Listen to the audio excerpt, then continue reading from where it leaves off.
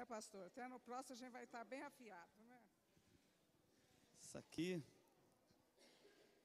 aqui é mais do que um louvor, isso aqui também é um ensaio para o céu, né? Coisa boa. Meus irmãos, eu estou feliz de ver aqui a igreja reunida com os irmãos lá de Itaporã, irmãos lá da Vila Matos, da Ebenezer, né? E, enfim, para esse encontro de corais. É um momento assim agradável e eu sei que este momento vai ficar guardado conosco e, ao mesmo tempo, vai nos inspirar para outros eventos assim, não é? Eu quero ler um salmo com os irmãos e deixar aqui uma meditação desse salmo. É uma homilia, é o Salmo 122. Salmo 122 é um salmo que manda orar pela paz de Jerusalém. É um cântico de romagem, salmo de Davi.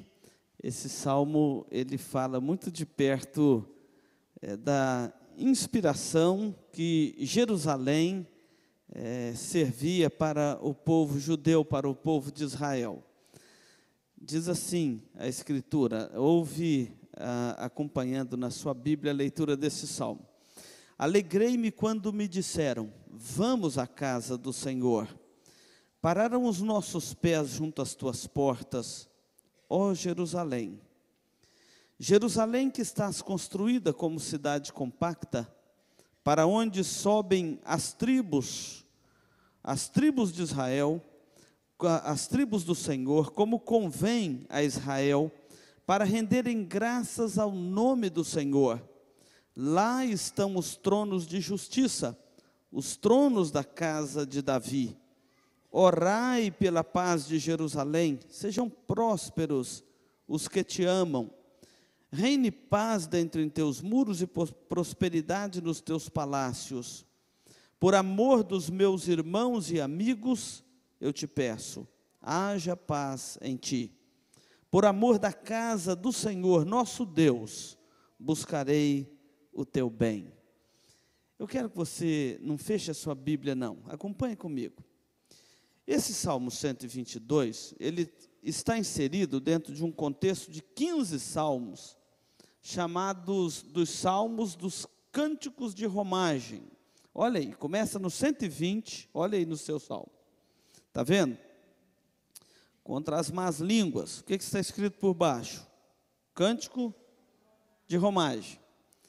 Se você olhar, este bloco de salmos segue até o 134. Acompanhe aí, são 15 salmos. Todos trazem debaixo do seu título esta classificação do inário de Israel, porque os salmos eram o inário de Israel. Há quem defenda até hoje que a igreja deveria cantar os salmos, é o inário da igreja, né? Os salmos. Então o Salmo 134, do 120 ao 134, compõe este quadro chamado Cânticos de Romagem. O que quer dizer isto? Você se lembra que Israel tinha algumas festas que eram festas religiosas e que eram também festas nacionais. Você lembra de alguma? Hein? A festa dos tabernáculos, das colheitas, da Páscoa. Pensei que todo mundo ia falar primeiro a festa da Páscoa. A Páscoa era a principal festa de Israel.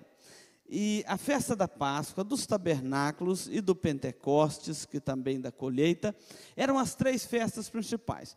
Então, o povo de Israel, pelo menos neste período, se reunia de toda a terra de Israel, e os peregrinos iam para Jerusalém, para estas festas, para o encontro do povo de Deus, para adorar o nome de Deus.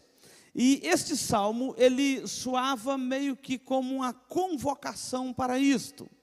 É por isso que o salmista está dizendo, alegrei-me quando me disseram, vamos à casa do Senhor. Então os peregrinos iam para Jerusalém, e eles iam reunidos e cantando. É interessante esse contexto histórico destes salmos, porque eles iam para adorar ao Senhor no Monte Sião. E essa viagem era repleta de mitos e medos. Então, tinha todo um ritual para fazer esta viagem. Por exemplo, o Salmo 121 é um salmo de uma oração pedindo a proteção de Deus para a viagem. Era, então, uma viagem cercada de medos, de mitos e medos, ou de medos e mitos. Vou te dar alguns exemplos. Eles acreditavam, por exemplo, naquele tempo, os pagãos acreditavam, Israel não, mas os pagãos acreditavam que os deuses habitavam nos montes, nas montanhas. Então o Salmo 121 tem um retrato disso. Eleva os olhos para os montes. E a pergunta é imediata, não é uma pergunta retórica, é uma pergunta devocional. Eles estão perguntando assim: de onde me virá o socorro? Será que viria dos montes? Por isso que um dos nomes de Deus no Antigo Testamento é o Shaddai, quer dizer, o Deus Altíssimo, ou seja, o Deus de vocês habita os montes, o nosso está acima dos montes, não é? É o Shaddai, está acima dos montes.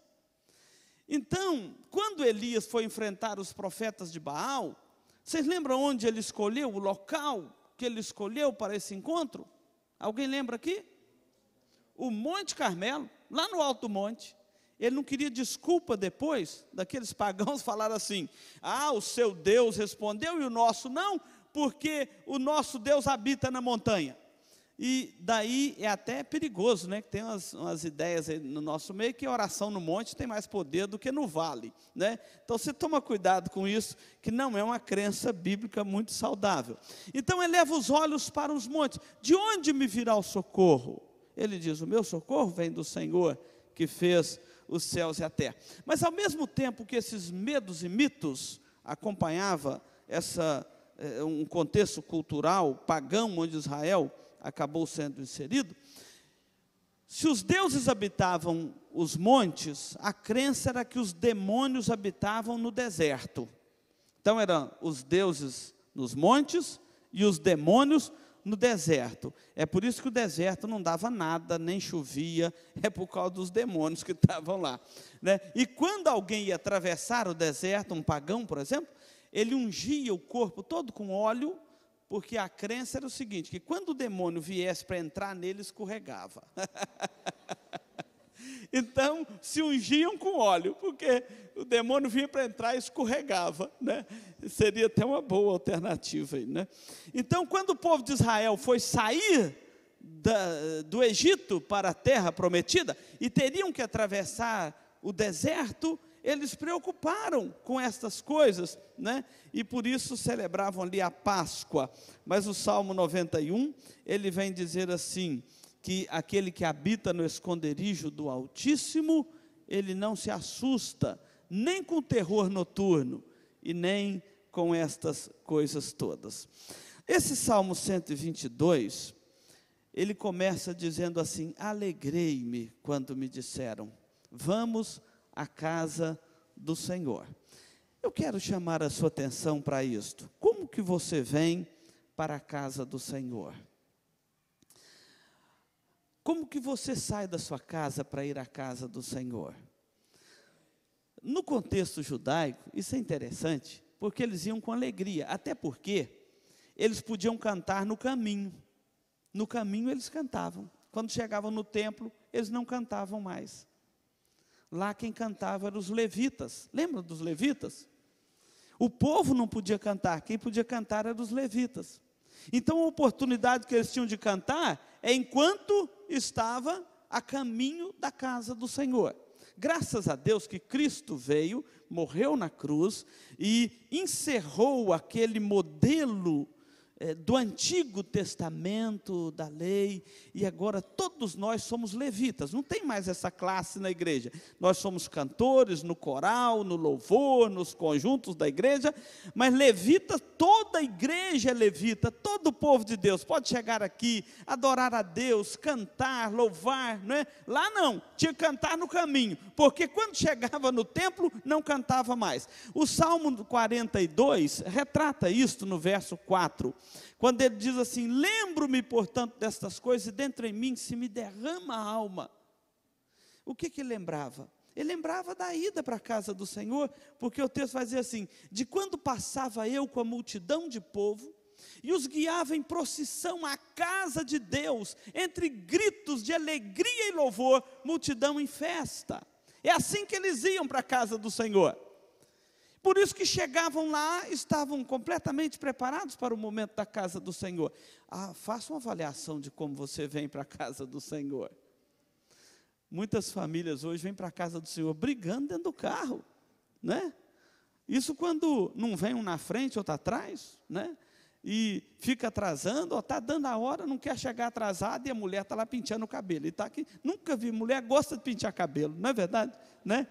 E está lá, e vamos embora, aí já cria aquele clima de animosidade, chega às vezes aqui na igreja bicudo um com o outro, né?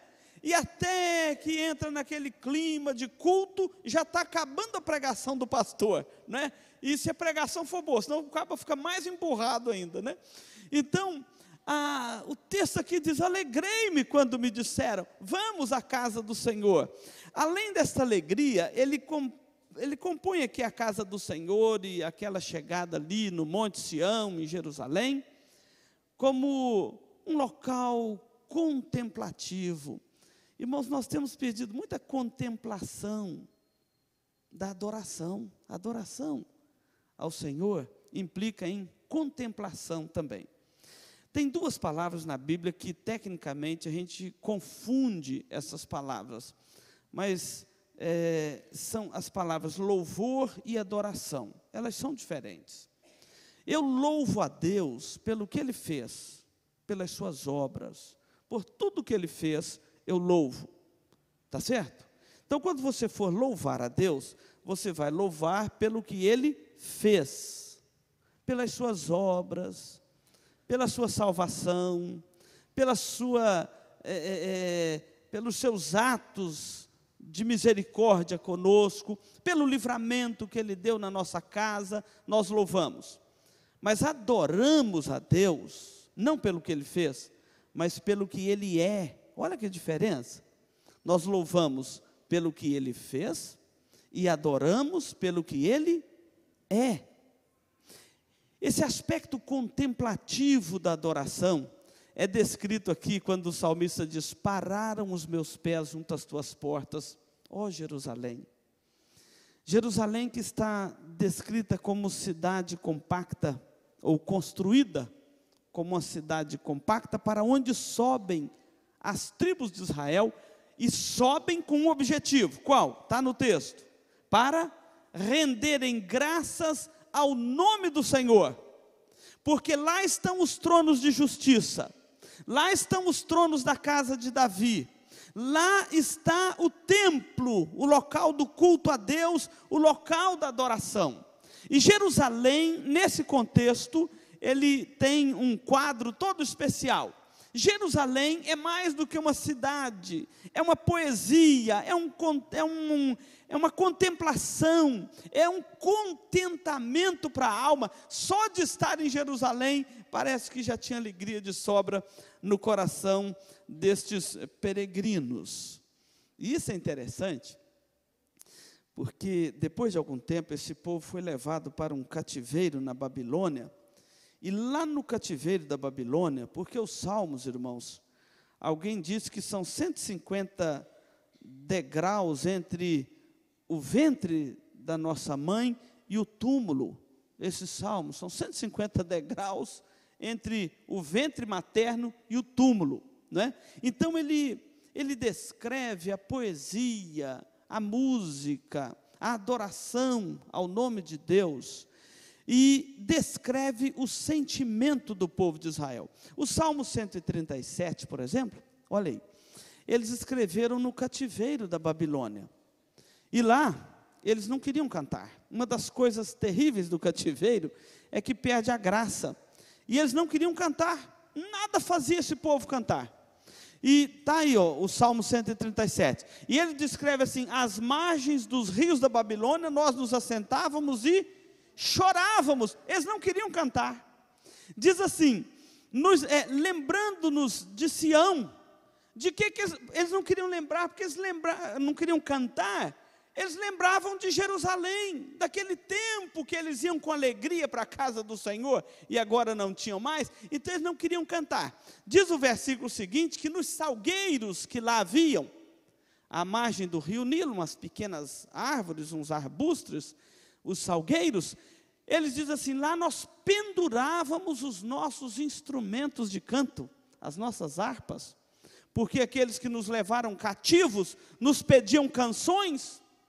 Os nossos opressores queriam que fôssemos alegres, dizendo: entoai-nos algum dos cânticos de Sião. E ele então responde: como, porém, entoaremos o canto do Senhor em terra estranha? Aí vem a lembrança de Jerusalém dos bons tempos, e ele diz assim: se eu de ti me esquecer, ó Jerusalém, que se resseque a minha mão direita, apegue-se minha língua ao paladar, se me não lembrar de ti, se não preferir eu, Jerusalém, minha maior alegria. Olha, Jerusalém. E é por isso que no capítulo 21 de Apocalipse, a Bíblia registra da nossa Jerusalém celestial. É o endereço comum de todos nós aqui. Quando terminar o culto, cada um aqui vai para a sua casa. Mas um dia Deus vai nos reunir no mesmo endereço, a Jerusalém celestial. Diz que a Jerusalém celestial é onde reflete a glória de Deus para toda a eternidade. Então, eu quero concluir aqui dizendo o seguinte, que neste salmo nós somos desafiados como igreja a algumas coisas. Primeiro, a ir à casa do Senhor com alegria, é o que está no verso primeiro. Nós somos desafiados a ir à casa do Senhor com alegria. Nós somos desafiados a contemplarmos a Deus na sua majestade, na sua grandeza, que Ele é digno de toda adoração da nossa alma. Nós fomos criados para a glória de Deus. Só para isso que nós fomos criados, para a glória de Deus. Por isso que o fim principal do homem é glorificar a Deus e gozá-lo para todo sempre, não é? Nós fomos criados para a glória de Deus. Mas esse salmo, ele nos desafia a render graças a Deus como povo da aliança, é o que está no verso 3 e 4. Como convém a Israel, é assim que está lá. Nós somos desafiados a confiar na justiça de Deus. Lá estão os tronos de justiça. Nós somos desafiados a orar pela paz da cidade onde nós estivemos, orar pela paz de Jerusalém. Nós somos aqui convocados a manter a amizade, a comunhão com os irmãos. Diz o texto: por amor dos meus irmãos e amigos eu peço, haja paz em ti. E por fim, nós somos aqui chamados a temer o nome de Deus e a lutar pelo reino de Deus, por amor da casa do Senhor, nosso Deus, buscarei o seu bem. Esse salmo é maravilhoso. Quando eu vejo aqui esse encontro de corais, que retrata a nossa música sacra, retrata essas músicas mais contemplativas da majestade de Deus, da grandeza do nome de Deus.